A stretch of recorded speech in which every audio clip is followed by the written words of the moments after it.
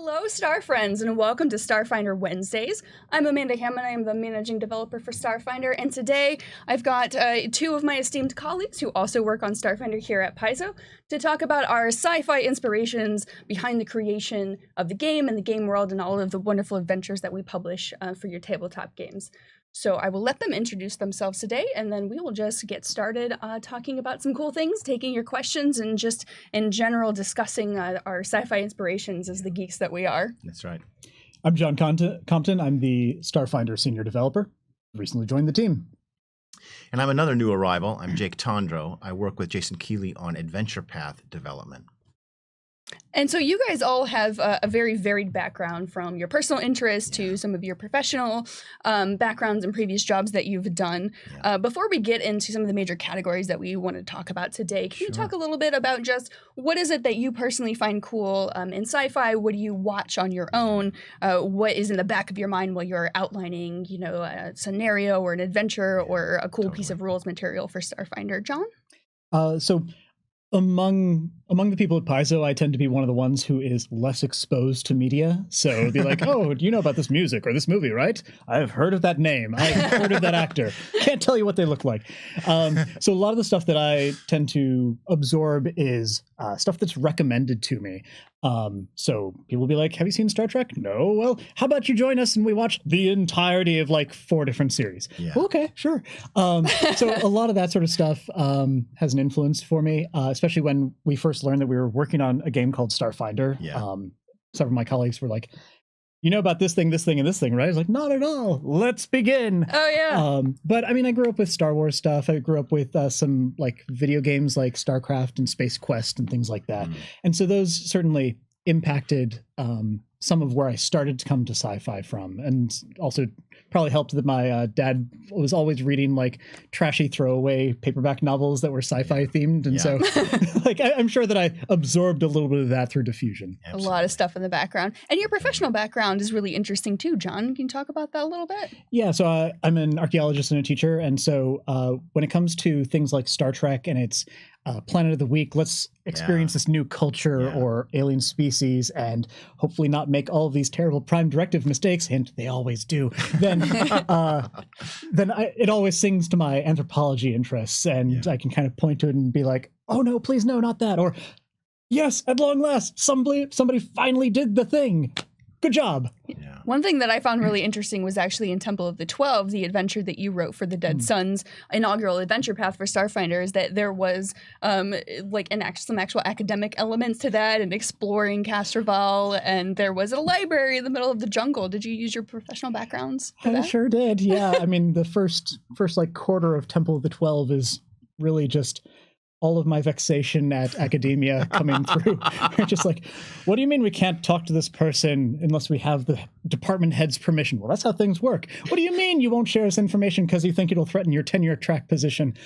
Well, yes, you have your review coming up next year. Of course you're going to be questionable about this sort of thing. So yeah, there's a lot of that. So that explains why the BBEG was basically a department head that everybody could recognize who's done any grad school work out there. Jake, you also have a background in academia. Yeah, I'm another recovering academic like John here. I was exposed to sci-fi when I was a kid. My dad got me Heinlein's novel, a rocket ship Galileo, which has got like you're fighting Nazis on the moon, and like if you're a 7-year-old kid, that is just gold, right? So every year Heinlein would come out with a young adult boys adventure book, Have Space at Will Travel and The Star Beast. And I mean, there were like 20 of them. And I read every single one of them. It would be in my stocking every Christmas. I looked forward to it every year, and I would read that sucker like you wouldn't believe. Well, and from then, when I was an undergrad, I started to get into kind of that 70s trippy sci-fi era, like Heinlein did Stranger in a Strange Land, and Frank Herbert was doing Dune, and Philip Dick was doing all of his psychotropic weirdness.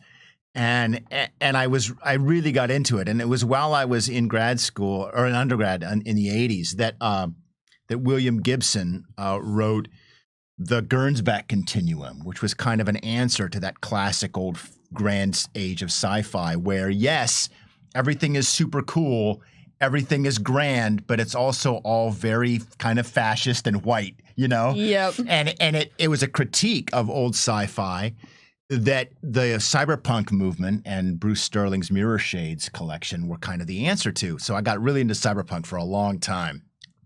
And then I went to grad school at University of California, Riverside on an English PhD. And for any of you, if any of our listeners are in Southern California, you have this incredible place you should visit. The Eaton Collection at UC Riverside is one of the largest collections of science fiction in the world. It's got hundreds of thousands of volumes, including the private papers of dozens of science fiction authors that are kept there. And I took a science fiction course in grad school there taught by the wonderful George Slusser, who passed about 5 years ago. And I remember, him teaching us science, sci-fi, and I wouldn't believe it that I get to work on this game now. Like I wouldn't even believe it. So anyways, that's sort of how I got here. And like John, I've got plenty of old resentment against academia. But I have to confess, I have yet to work it into an adventure. So kudos to you, sir. Give it time. Yeah. I may have to steal that for the future. Oh, that's really interesting. We have a question from chat that says, speaking of Space Quest, which there's some discussion about earlier in the chat, do we ever look at a scenario or an adventure and imagine all of the ways that the players might die? So, John. those Sierra games like Space Quest, Quest for Glory, things like that and King's Quest were a delight as far as just all the different ways you could die. And yeah, there are probably like 120 different ways for each one of those games where it's just like, you opened the wrong door, look, you got vaporized by lasers. Or Space Quest 1 had like a gambling machine where if it came up all skulls, it would kill you. So it's just like random weirdness like that. But also like weird puzzle solving moments that I think when it comes to creating something like Starfinder, where a lot of the time, not all the time, the answer is to roll initiative and whip out your laser pistol and go nuts. It gets kind of samey sometimes. It does, but games like Space Quest are really delightful because they're very much, there is a solution to bypassing this thing, or there's even a weird way of killing the thing that is not conventional violence or confrontation. Like there's a weird alien wandering around on this desert planet, and you can find in the survival rations basically powdered water, just add air. And so it's like, okay, well, clearly this is a water ration, but as it tries to eat you, you can lob it into its mouth and it basically explodes due to the 100 gallons of water that suddenly... Oh, yeah. Who doesn't love making the monsters explode from the inside, right? I know that's a rhetorical question. I think that speaks more to your inspiration. Thank you very much. Possibly. I don't know. There might be an adventure coming out where you get to go inside a giant monster and maybe kind of cause some problems and give it a little bit of indigestion. Adventure indigestion. Can I and then run out? Buy 100 grenades, pull the pins on all of them, and then dive out as it's exploding behind me, and I slow-mo don't look behind myself? Well, there's some sort of dramatic overture playing in the background. Yeah, the only answer to this question is John yes. Williams. Yes. Yeah, of course. Totally revising on the fly. Starfinder Society! Come to us for all of your cinematic needs. We got you covered. Yeah. Excellent. Good. I'll take that as a promise then. Oh, gosh. So one of the big things that we wanted to talk about was some overarching themes that are inspirations to us, coming from our personal backgrounds and interests. I myself am a nerd of many, many flavors and have been into sci-fi and fantasy, but we're talking about sci-fi here. Since I was a very little kid, I saw the original Star Wars trilogies when they were re-released in the 90s. My dad took me to go see those when I was a very little girl. So I very much got into the Star Wars expanded universe from that. And that speaks a lot to the next point I wanted to make, which is that space opera was really probably one of the major points that we wanted to head as a theme for Starfinder when, a few years ago we were talking about creating a game in space.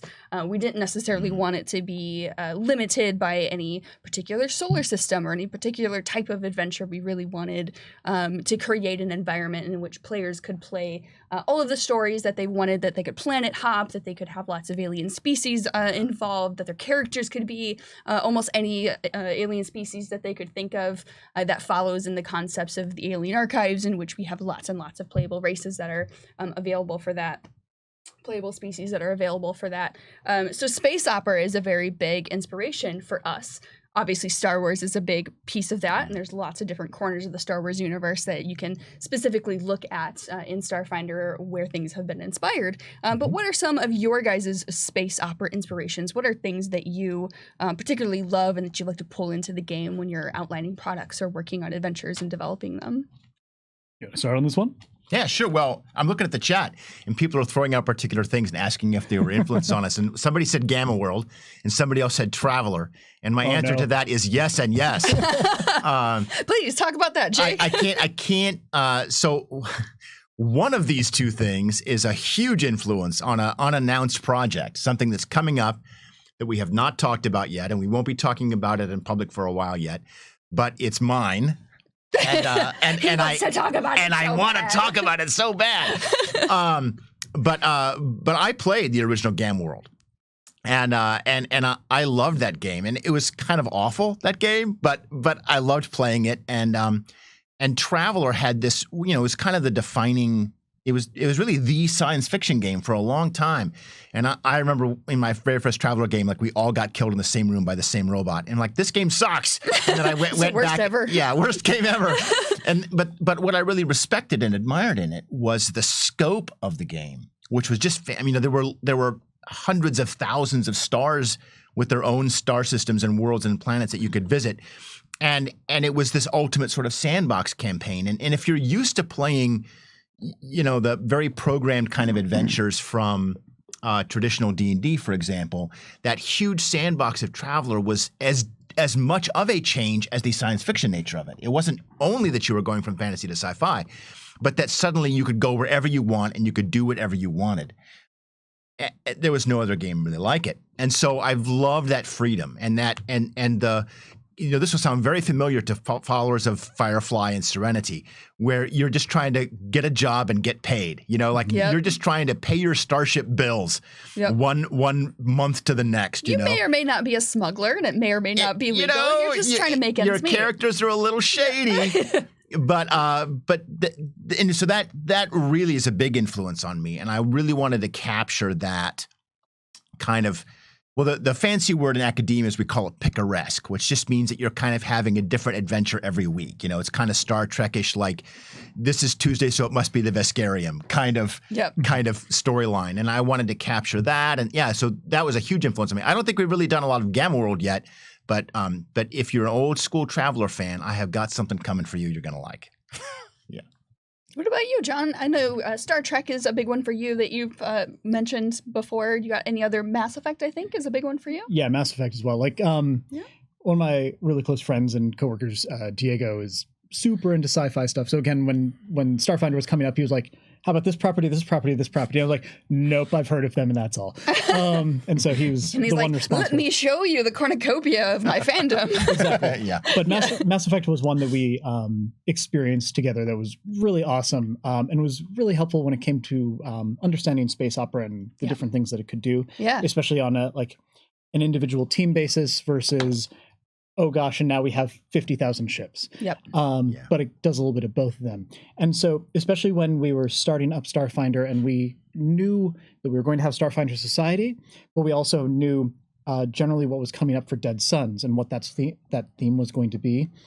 Thurston Hillman and I, the Starfinder Starfinder Society developer, basically agreed that we wanted to make something more space opera-like, especially because I was going to play really well into all of the organized play idea of thousands of people participating in the same shared storyline. We want some sort of event that could accommodate thousands of people participating on things. Yeah. So space opera was the answer. And Mass Effect definitely had a lot of inspirations on that, but tons of other different properties as well play into that space opera theme in big ways. When it comes to Thirsty, of course, you can't pass up on Warhammer 40K as well. Yep. So no matter what I say about Mass Effect and Star Trek and whatnot, he's going to be there shouting 40K in the background.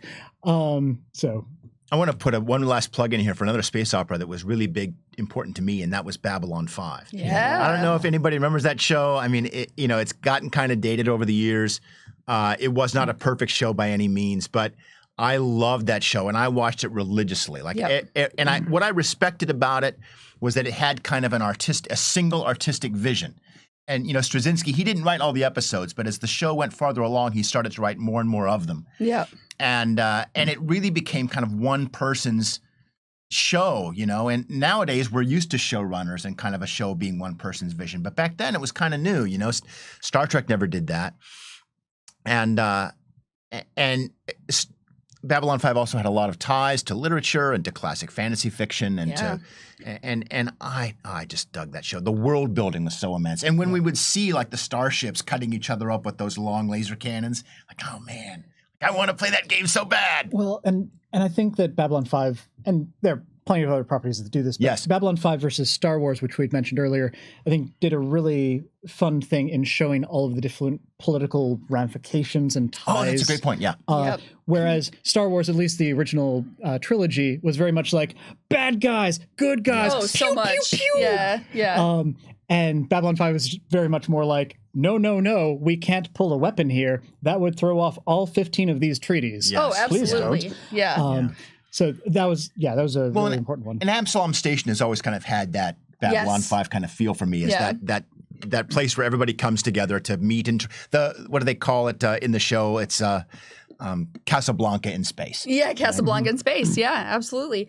I really feel like that Starfinder takes a lot of inspiration and a lot of just the legacy of the Babylon 5 type of space opera. Yeah. And in some ways, Star Wars being a little bit like that as well. But from you've got this hub of a place where people meet up and you can interact with lots and lots of different species, and then you're sort of there's a diaspora of some effect going to other planets that are known, some of them that are not known, and you're expected to kind of know what the culture is like on that planet. You're expected to kind of, adhere to at least major versions of laws and know things about the cultures of those places. And another property that we've not really mentioned, I think you maybe did in passing, that's a big one for me personally, is Firefly and Serenity. And that very much has got that roguish, anti-hero, kind of Han Solo-ish type of main character who's the leader of the ship, and there's a crew of people who are with him for their own various individual purposes. Yes. They're not necessarily just together to be together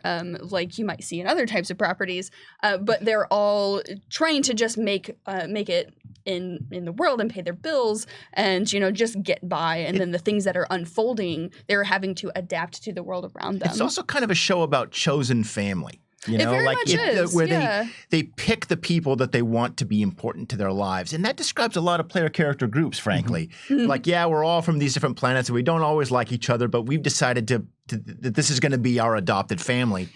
And I think a lot of players really can identify themselves. And I think that's a really smart way to approach playing Starfinder, because you have a lot of people, the game really lends itself to making your own PC that you have the specific vision for. You want to make a PC that is, a specific type of species from a specific place with a specific backstory, with a specific class, and you're very much encouraged to play whatever character you want. The game is set up in that way that you don't have to have the normal party composition that you might have to have for Pathfinder and D&D.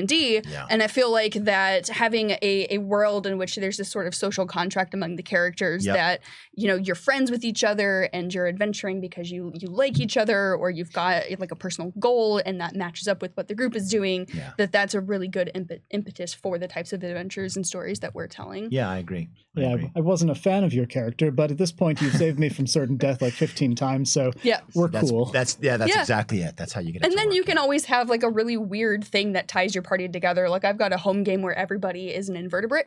Every race is an invertebrate. I'm a Porlu in that, and we run a detective agency, and we're called the Invertebrate Investigations is our name, and so it's kind of an adventure a week type of thing. Jason Keeley is the GM, and so we're running around doing different adventures in different places and solving crimes, and continually perplexed as to why we're being hired, because we're not necessarily that effective at what we're doing. You didn't name yourself something like Spineless Spies? Spineless Spies? No, we didn't. We needed to kind of stay above board a little bit. That's a little bit on the nose. So somebody has asked, can we see more adventures with Zoe's extreme events? I imagine they're going to be coming. Yeah, there are certainly recurring NPCs and places in Starfinder Society and just Starfinder in general that we love returning to. Zoe definitely has a certain appeal, a certain flair that we can use every so often, but too much of a good thing is a bit overwhelming. And for anybody who is not familiar with Zoe, Zoe is an undead showman who has at this point like 1.3 million hours of film time since the gap ended, and just is over the top in all of his presentations. Basically, if you take the energy of like Saburo Gigante and you make him undead, then you're most of the way there. He's got that great art with the finger pistols. Well, and Fifth Element, I think, was an inspiring source material for Zoe. Is that correct? Not consciously, but I think there are numerous characters that fall into that trope that all kind of feed into a portion of what Zoe is. I can actually, and there's another project that we have not announced where I know for a fact Zoe is in it because I developed that section of it. Are you perhaps speaking to the Starfinder operation or Starship operations manual? We did announce that. Because we announced that yesterday. Yep. Fantastic. Well, there's a bit in there on Starship racing, and one of the plot hooks is a race circuit with Zoes, hosted by Zoe. Oh gosh. So you'll get to race your starship around the Pact World system with no doubt lots of explosions guaranteed. So yeah, we love fun. Yeah. So one thing that we also had wanted to talk about on this stream, as far as our specific inspirations, is our desire as Paizo, but also as creatives, to get away from a lot of the older, potentially problematic tropes, and essentially bringing diversity of viewpoint and diversity of experience into what we're making as a team. And so part of doing that is looking for inspirations or paying attention to which of our inspirations are created by marginalized authors. So books by women, books by people of color, books by queer folk, we have all kind of like tried to dive into as much of that as possible, and picking apart where some of those, where some of that content is coming from. So I know we've all kind of got our own favorites that happen to fall into those categories, and wanted to see if there were any that anybody wanted to mention at this point. I'm going to start with Discovery. Please. Like the Star Trek Discovery. Now, I don't know if those of you that are watching the stream, if you have watched this show yet, there's a couple of seasons out now. I think they're on sort of a mid-season break, and they're doing some shorts. But Discovery is just fantastic, and it's excellent Star Trek. Now, some people feel like when they watch it that it's not, they'll say, well, it's not Star Trek. Well, the trouble is that Star Trek means a lot of different things to a lot of different people. But it's got an African-American female lead. It's got the first openly gay couple in the bridge crew in Star Trek. And everyone is just playing the hell out of these characters. And I just love the show. I think it takes a lot of risks. It's gutsy.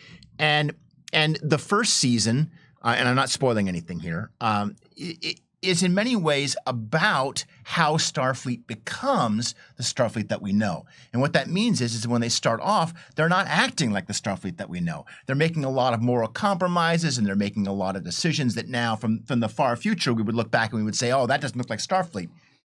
Yes, that's the point, right? Like let's do that origin story. And Michael Burnham's journey in that show has been wonderfully cast, wonderfully acted, and quite frankly, I think wonderfully written. So I really recommend the show if you haven't gotten to it. And it's a great influence if you're running, like, for example, a Stewards campaign, or you just want to run a bridge crew campaign, which Starfinder really lends itself to. Anyway, so yeah, Discovery was kind of my token. Yeah, one thing I really loved about Star Trek is that there's really just kind of the vision of in space, in the far future, this sort of like ideal society where there's, like equality and where there's inclusivity and where there's diversity. And that is just in the background as a thing. It's not necessarily anything that is preached about or is really overt, but it just exists. And I really like that as a baseline for the things that we create here at Paizo as well. Yeah, and one of the things that I tend to take away from a bunch of these different media is more of a negative lesson. So oftentimes I'll see things, I'll be like, oh, that's awesome, I want to do that.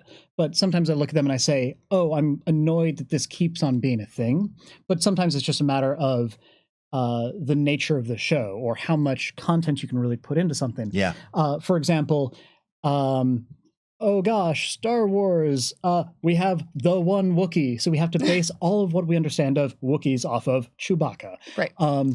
And that can be kind of the threat with having a token character, even if it is a matter of gender identity or anything like that. They have to become the representative of all of that. And that's one of the places where I find Mass Effect kind of tripped up, was they decided that they're Krogans, who are the big kind of reptilian bruiser type aliens. Yeah. All of them were presented as this skull-crushing brute. Yeah. There's one of them who is a little bit more nuanced, but otherwise they kept on introducing them, and they were always the same. Yeah. And Diego and I would keep on looking at this and be like, we just want to have one companion who breaks the mold, even a hint. Yeah. Just to show that it's Can possible. we have somebody who loves opera? Can we have somebody who's an actor or something like that? Yeah, or like a Krogan scientist or anything like that. And so that can be a reminder that when we're creating adventures as well, yes, we can put in our own representation. Yeah. But it's even more important to show it as part of the world and the setting. Exactly. And not just throw in the one example, because then all of our setting has to be judged based on the impact of that one same-sex couple, for example, or that one alien of a certain type.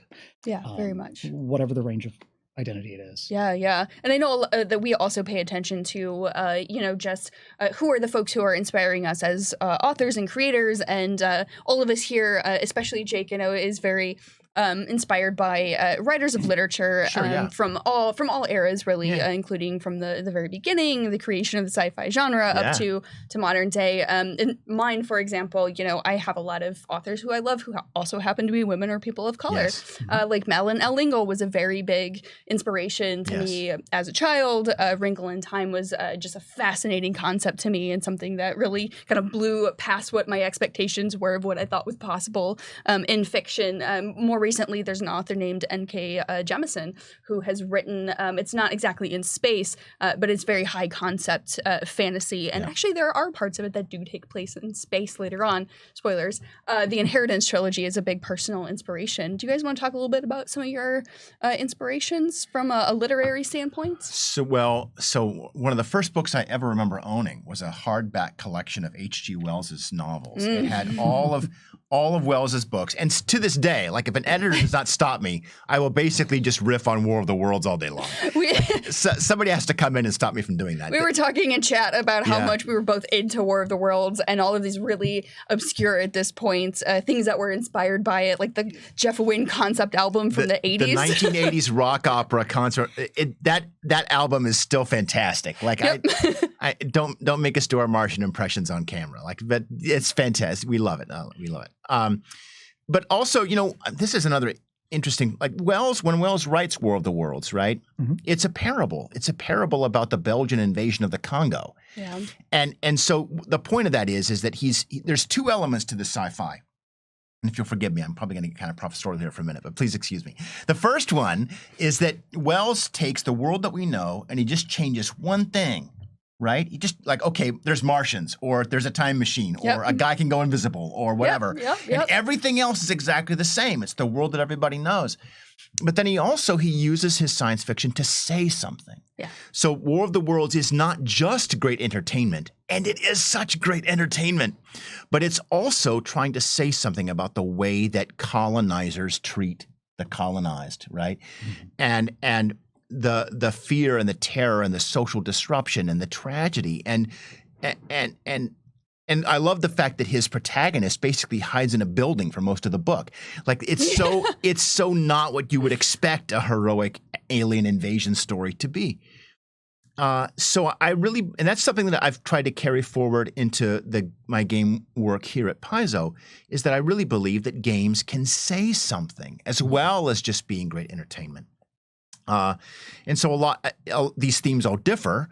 The themes that we choose to pull from all these various sources, whether it's something about Babylon 5's belief in hope and optimism, or Star Trek's belief in might for right instead of might makes right, or it's something from War of the Worlds about how the responsible use of power, for example, or that the great can be laid low by the smallest thing. These are I think really important lessons that we can still learn from and still illustrate in an entertaining way to all of you folks that are playing these games. And honestly, there's not a single one of these Planet of the Week adventures that we do that I don't think, what about the viruses? What's really going on with the microscopic biome here? Yeah, absolutely. So we've talked about lots and lots of different things. OTG Wraith is talking about Frankenstein, Yes. which is a personal favorite of mine. That and Dracula I reread at certain points, usually in the fall, almost every year. I've got a beautiful leather-bound version of both of them. Some people say Mary Shelley created the genre of sci-fi, and I would be one of those people. Yeah. So that is a huge inspiration for me out of literature as well, and it really kind of speaks to my interest in horror writing and the just kind of like survivalism and human condition questions that we're able to raise through our adventures. Yes. And we have done that in Signal of Screams, for example, is our horror AP. Yep. We've got a couple other horror-themed adventures. You guys want to talk a little bit about inspirations for some of the darker parts of Starfinder? Yeah, I mean, when you say things like Frankenstein, what really speaks to me on that front is that as opposed to fantasy, where it tends to be a little bit more like reactive, like the environment is terrifying and magical, there be dragons, by gollies. Yep. Sci-fi has a bigger preponderance of, we started to do something with the technology we only partially understand, and now there are ramifications. Yes. Yeah. And Frankenstein really speaks to that in a big way of, I have the knowledge to do the thing. I do not have the emotional maturity to handle what comes of it. You spend all this time thinking about what you could do and not thinking about what you should, right? I love the Jurassic Park Jeff Goldblum quote right there. +1, Jake. It's going on your review. I'm just kidding. All right, excellent. You're not kidding. I'll take everything I can get.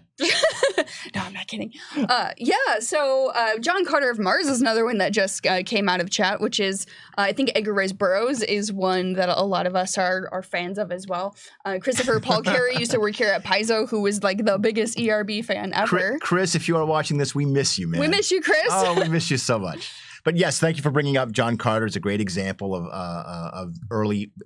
In many ways, I think that early phase of sci-fi was more influential on Pathfinder than Starfinder. Yeah. I mean, that's where a lot of the Distant World stuff came from, is that sort of John Carter era.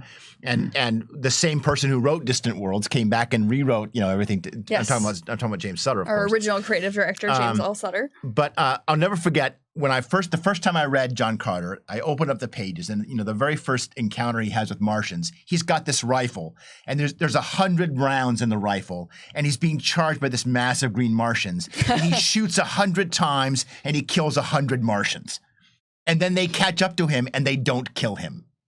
And I just about threw the book rolled across natural the room. 20s every single time. You don't believe that, Jay? I don't know. It did stretch my credulity a little bit. But, That's what makes them alien. Yeah, I guess so. Anyway, but yes, made a big impression. So, Ooh, speaking of Alien, if we're talking about darker influences and horror and Starfinder, the Alien film franchise for me is a big one. It is. It has a fantastic protagonist that may or may not have threads in a few NPCs that exist in Starfinder, but Ripley's a very cool character and very much has kind of that agency, and revealing things about the setting and the world through that character's eyes is a big inspiration for me coming in. The third volume of the Dead Suns adventure path, for example, there's an entire section where you're having to explore an abandoned cultist base, and there's very much like things that you're discovering about what happened in this base and what happened to the people there and why it's currently abandoned. LV426 going on. Yeah, a little bit of that. Finding things that are literally written on the walls,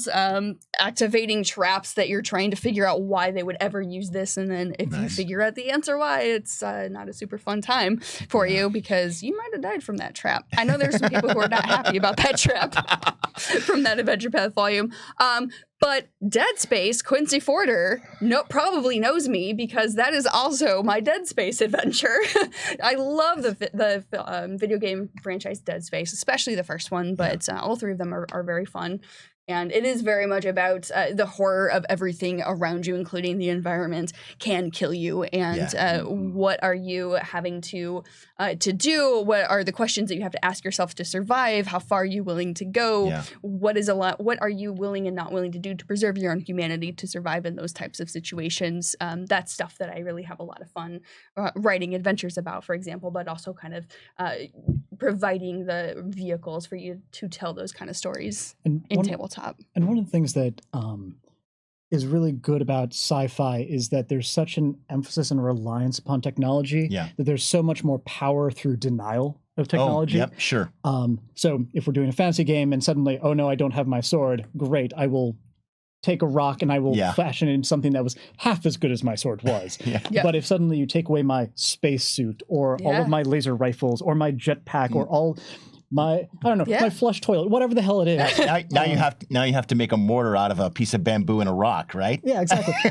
but there's so much more to lose from the understood status quo that there's so much more shock value and despair and horror when you don't have the things you've come to rely upon. And that's especially true in media where, you know, they have their spaceship or whatever, and suddenly, oh no, it's, you know, like Pitch Black, where we have a handful of flares. Congratulations. We're going to have to figure out how to use these to literally survive. Exactly. Yeah, and you've gotten all that high technology taken away from you, and then the question is presented to you very upfront. Everything here wants you to die. This is an inhospitable environment from a physical standpoint. Your body is not meant to survive in here. How are you going to try to overcome that? Yeah, for hero against the environment, man against the environment stories, it's really great. There's a couple of, you reminded me of a couple of other things. You were talking about kind of those dark, more horror-oriented situations. So Alfred Bester? Alfred Bester. I think it's Albert, but now I can't remember. Anyway, Bester, that guy, Bester. He had two good books, and one of them is The Stars, My Destination. And the other one is The Demolished Man. And in The Demolished Man, it's this fantastic plot because it's about a guy who wants to kill someone. It's a murder plot in a world where everybody is telepathic. So how do you succeed in killing somebody when everybody can read each other's minds all the time? And, you know, this is very applicable to our society, right? In Starfinder, we've got La Junta, we've got Shirins, we've got places where telepathy is perfectly normal. It's very common, and it's considered, just a thing that happens. Somebody corrected me. That's good. Okay, thank you. Alfred, thank you very much. Excellent. So I recommend that one. It's wonderful because not only it's laid out interestingly. Like if you read The Demolished Man, if you look at a page, a bunch of people are in a room having a party, and they're all telepathic. And so the lines of dialogue are all crisscrossing over the page like a crossword puzzle to show that everybody is telepathically eavesdropping on everybody else in the room. Anyway, it's really interesting. And you can't do that in a film. You have to have the book to get that scene to work. And then you also mentioned the alien stuff, and I just wanted to briefly note that everything you said about aliens is absolutely true.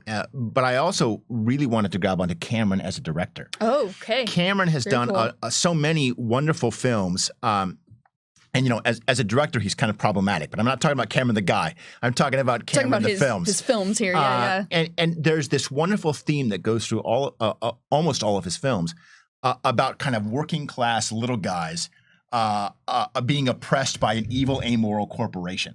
Whether it's Weyland Yutani in Aliens or the company in Avatar, or it's the oil rigging company in The Abyss or whatever. And even in one of his movies that isn't sci-fi at all, like Titanic, it's still like blue bloods against the peasants, you know? Yeah. And that working class struggle and with heroes that are just struggling. We're going back to Firefly again now, that are just trying to, you know, make it day to day, pay their bills, and live their own lives without being told what to do by people who think they're better than you. That's a theme that I really grabbed onto and has been really inspirational in projects that I'm working on right now. Yeah, that's very cool, and I think that that's a theme that you see throughout a lot of early Starfinder stuff as well, probably due to the fact that a lot of us are influenced by that type of thing. Yeah. Another thing that's really big, and I'm kind of going back to Signal of Screams because we discussed that as a major horror adventure path that we have for Starfinder. There's a difference. There are lots of different flavors of space horror that you can do, and one of them is, of course, the survivalism in which your technology is cut off, something has happened, and you have to figure out how to survive in an inhospitable environment. But there's another aspect that we've explored fairly significantly, which is what happens when something from the other side reaches out and tries to touch you in whatever way in your mind. And somebody mentioned in chat Event Horizon.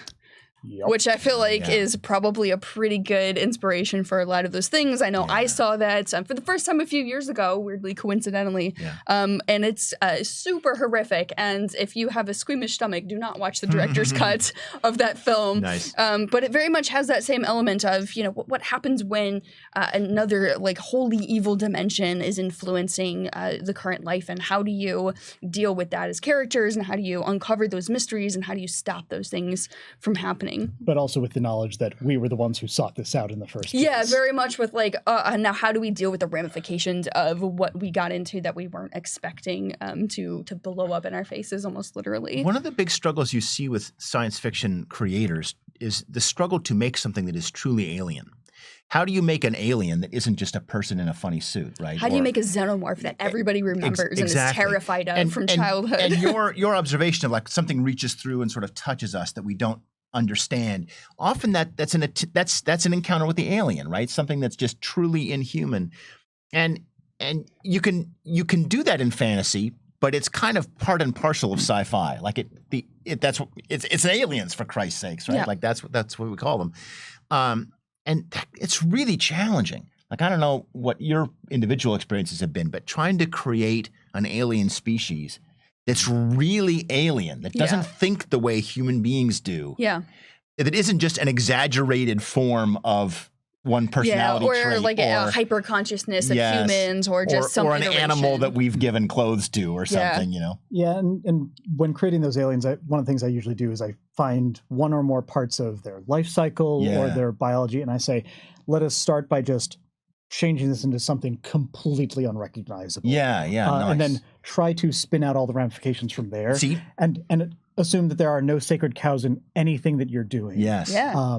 But like the Ishtikris in Alien Archive 3 are based on the life cycle of they were free-floating spores in the ocean. They will one day, if they want to reproduce, bloat into terrible floating leviathans that pop over the ocean and scatter more spores.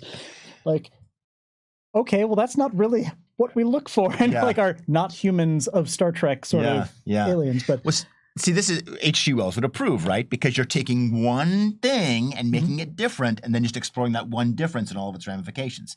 I mean, this is science fiction at its core. Yeah, but one of the other challenges that I find when we're doing RPGs is we can't necessarily rely on the full atmospherics as creators. Yes, because it's true. The GM might interpret that a different way. They might not do it. Or they just might not like it. They want to change it. They want to add something that's their own creation. And especially what I found in organized play is that if something seems so alien that it doesn't make sense to the table or the GM, they oftentimes will blame the product or the story, even though it's trying to convey something that is entirely supposed to be incomprehensible to humans. And so I've found that I've had to like put in there, hey, reader, this doesn't make sense.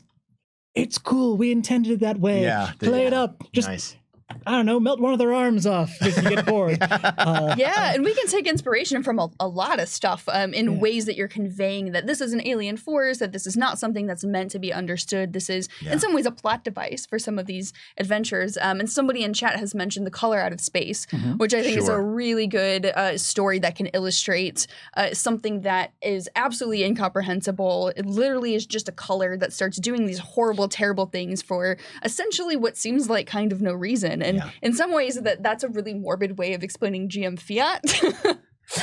But it is a tool that you have just described that we've used in Starfinder to help tell some of those stories.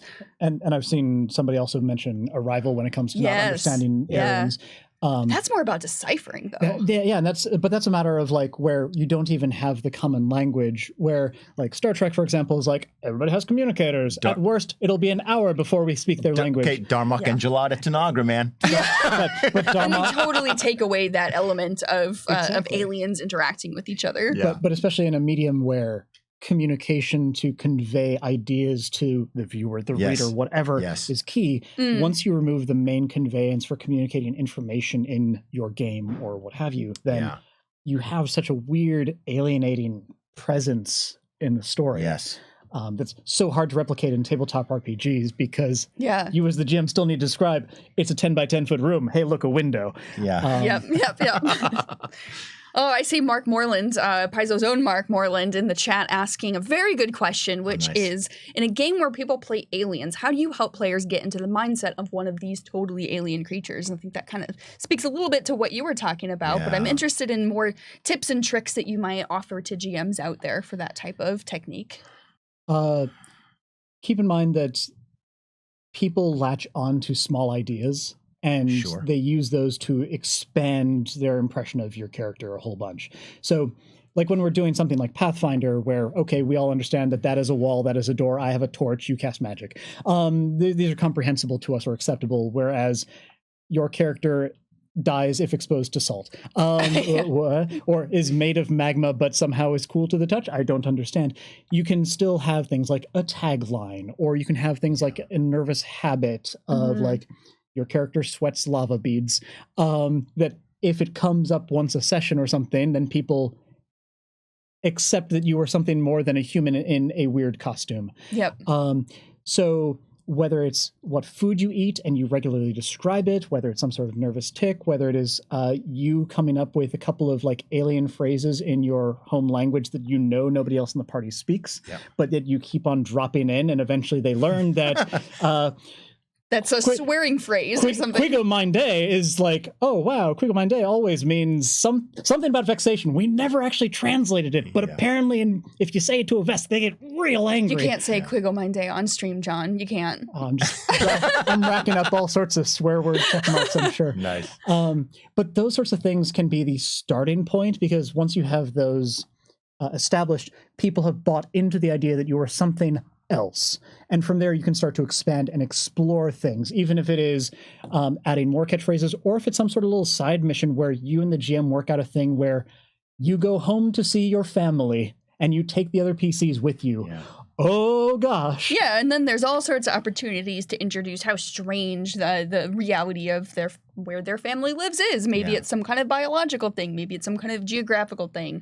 Maybe they live in the ocean, and maybe they live in rock. Who knows? And, and it's a great improv moment as well, because the GM might be inventing half of the details that you as the player then have to accept. That they are. where it's just like, oh yeah, we've always eaten rocks for breakfast, right, Billy? Yes. Rocks are delicious. Yeah. Yeah. I think you're very much on target, and I agree. Remember that if you're presenting an alien species to your players, often that alien species has got like a 2-page spread in Alien Archive, and that's basically all that anyone knows about it. Yeah. So encourage your players to add to that and make the species their own. If they're having a hard time getting into how this weird alien species is supposed to think, let them speculate. Talk about it for 15 minutes, kind of throw some ideas back and forth, and then let them do whatever they want. I mean, why not? Yeah. Yeah, that's true. And I think when I'm looking at doing that as a player, and as a GM, getting into the mindset of an alien creature, I really think a lot in a very academic way almost.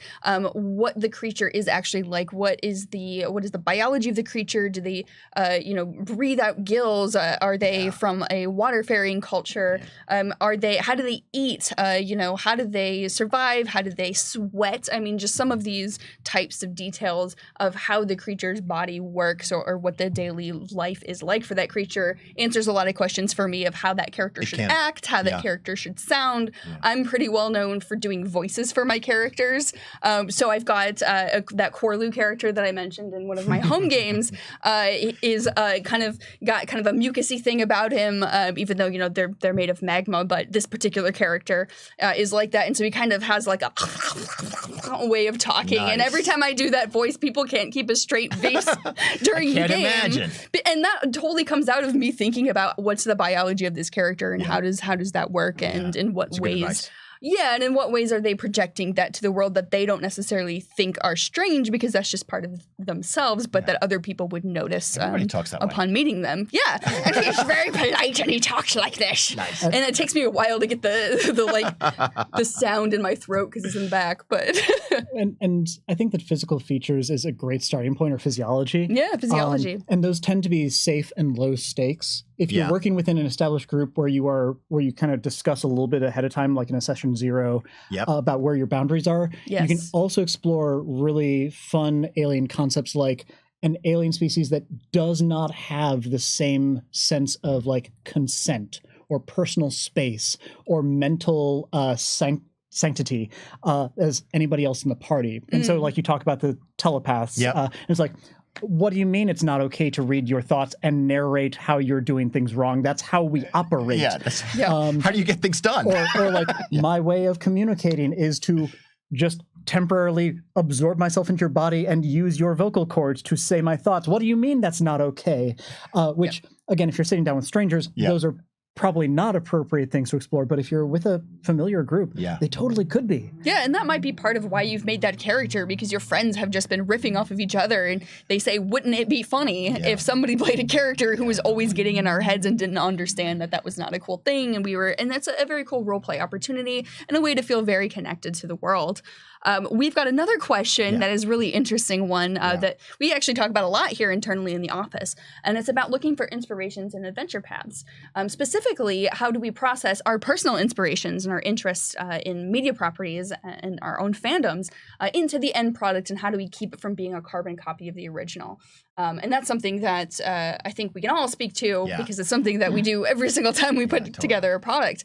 But Jake, as an adventure path developer. Sure, yeah. Well, so there's two kind of sides to this when I first think my first response to the question. On the one hand, if a player wants to do Star Wars, if they're like really excited about Star Wars, you want to be able to give them stuff that allow them to do the things that characters in Star Wars do. But we're not playing Star Wars, right? So we have to... So you can be, you want to give them tools so maybe they can have an energy sword, and maybe they can influence someone's mind, and they can, do so. That's the Solarian class can do those things, but they're not Jedi. So they give a player the way to have the abilities that they saw in the source material, but all of the trappings are different, right? Like the cosmology is all different, and they had this cool new philosophy, and they have a whole new different species origin and all kinds of stuff going on there. So you can give players the chance to have the physical game mechanics that they want to have, but it's all got a different window dressing on it. The other way, from the creator of the adventure, is to try to go for what the themes are.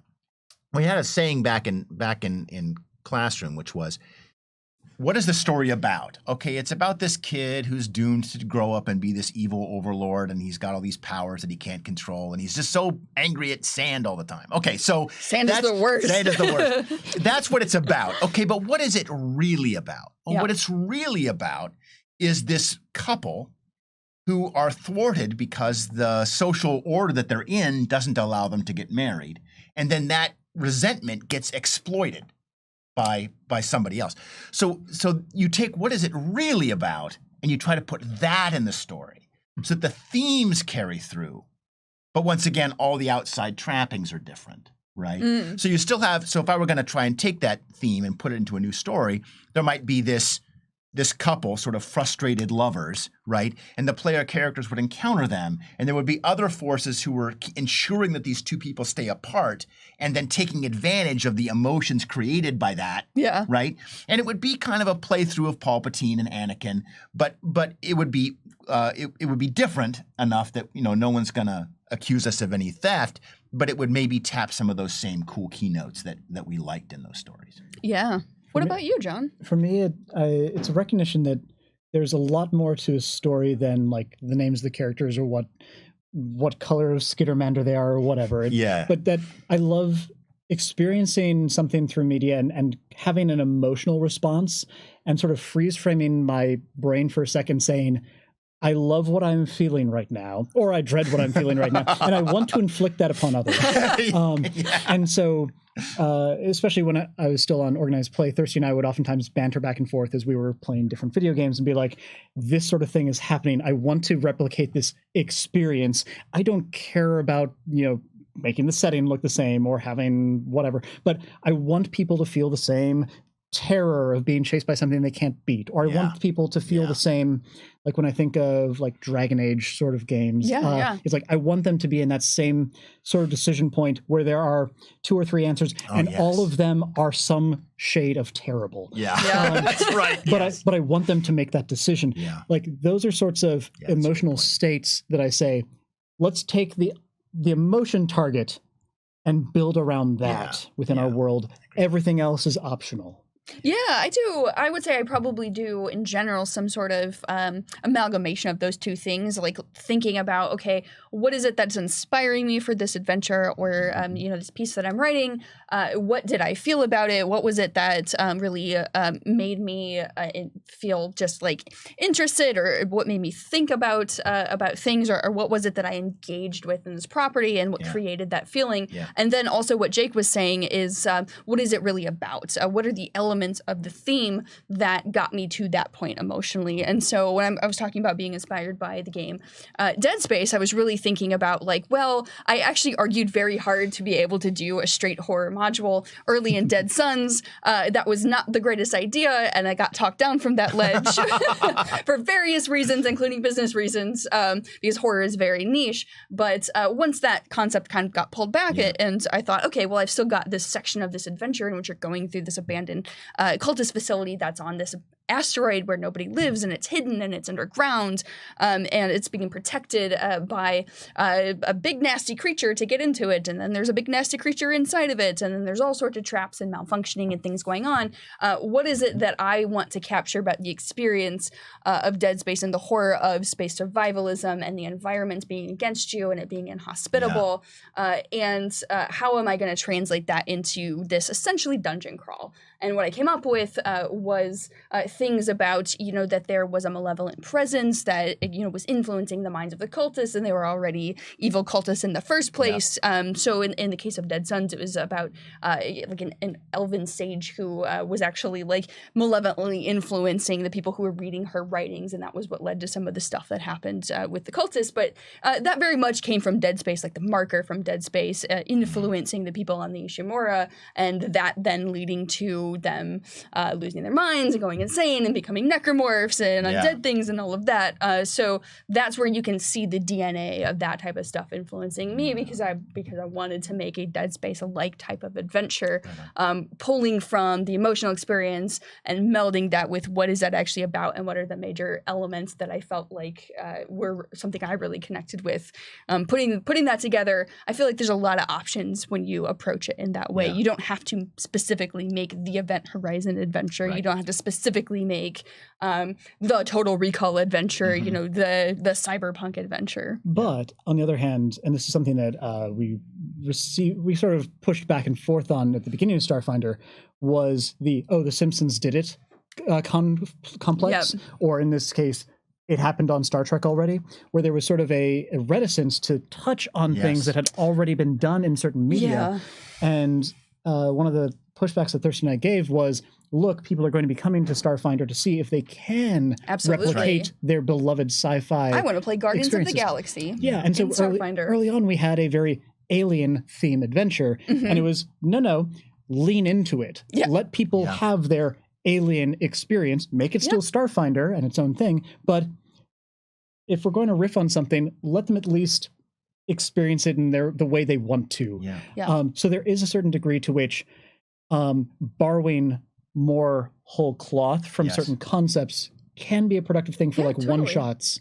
That's part of the fun of tabletop RPGs, right? Is that it does let you play out, especially in a home game. If you want to play Guardians of the Galaxy, you can literally make the Guardians of the Galaxy party and have a starship and fly it around and have your Guardians of the Galaxy adventures, and we give you those tools. I believe Mark Moreland already did that. I think Mark Moreland has done that. Yeah, absolutely. So we really want it to be a broad thing that really is able to be molded to the needs of the game master and the players. If you want to do a specific type of adventure, you can. If you want to do a specific property or a movie or a game, you can do that as well. We give you the tools to do that in the game. So we have only got a couple of minutes left, and unless chat wants to throw something at us to talk about for the next couple of minutes, are there any final words that you guys would like to get in about your inspirations for Starfinder? Yes, comic books. So Saga, if you are not reading Saga, it's currently on break, but it's coming back for the second half. That comic is amazing, and it's a wonderful Starfinder campaign. It's got tieflings and ASMRs and magic and spaceships and all kinds of cool stuff. So that one. Secondly, Another comic series that a lot of folks probably don't know about is Jim Starlin's old Dreadstar comic. This is a Marvel comic. It goes back far too many years, but it's a wonderful science fantasy with wizards and blasters and all the stuff that it would make a fantastic Starfinder setting. And there was another one. Oh, and that's another inspiration for me is the old Starjammers. This is the X-Men spin-off, with Cyclops' father is a space pirate, and he's got this colorful crew of wacky aliens, and they fly around, doing heroic adventures. And it's a PC group if I ever saw one. So yeah, some great comics inspiration. And also, don't forget, if you have not already done so, Amanda's probably already going to touch on this, but I'm stealing her thunder. Please go onto the Starfinder forums.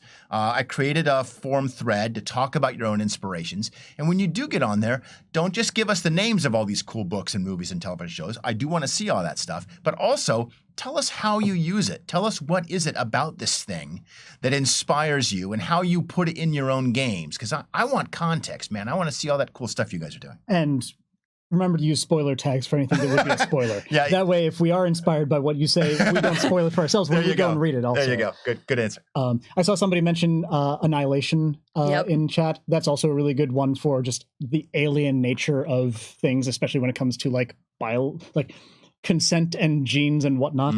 But also, I will always speak up and talk up Shadowrun from from a cyberpunk perspective. That has a big influence on me. It's perfect, yeah. All right, well, we've got one question highlighted, so let's touch that, and then we'll wrap up. Owen Stevens, our own Owen Casey Stevens, who was our lead designer here at Paizo, and we miss him dearly, wants to know, are there any inspirations that we'd want to add that are not currently well reflected in Starfinder? Anything? I know I've got one that is a little bit less true than it used to be, but is still true. Yes. So yes. Okay. So I really want to do kaiju and mechs in Starfinder, and we kind of do. We've got Daimalco, which is our planet of colossi that had a catastrophe called the Awakening, in which they all rose up from the evaporated seas and started attacking and killing the entire population of the planet. And now everybody is a survivor coming up from underground in this new world. It's a very anime-themed setting. But I really want to do the actual stories of mechs versus kaijus with vehicles. A lot of fans have been asking for mechs in Starfinder. There's a lot of requests for that. That's the thing. I'm gonna put in a plug for Lord of Light, Roger Zelazny's fantastic Hugo Award-winning science fiction novel, Lord of Light, which is about a group of colonists that leave Earth, settle on another planet, settle it with human beings, but all those human beings are kept repressed to a low level of technology. And the original colonists set themselves up as the Hindu pantheon. Oh, cool. So one of them is Shiva and another one is Krishna. And it's bananas crazy, but it's so good. And it transformed the way I read science fiction. Like, it was the best science fiction novel I had ever read. And I never read a science fiction novel the same after I read that book. So Lord of Light. Well, maybe we can get some of that stuff into the future of Starfinder. But for now, we've got to wrap up the stream. So thank you very much for joining us here on Starfinder Wednesday.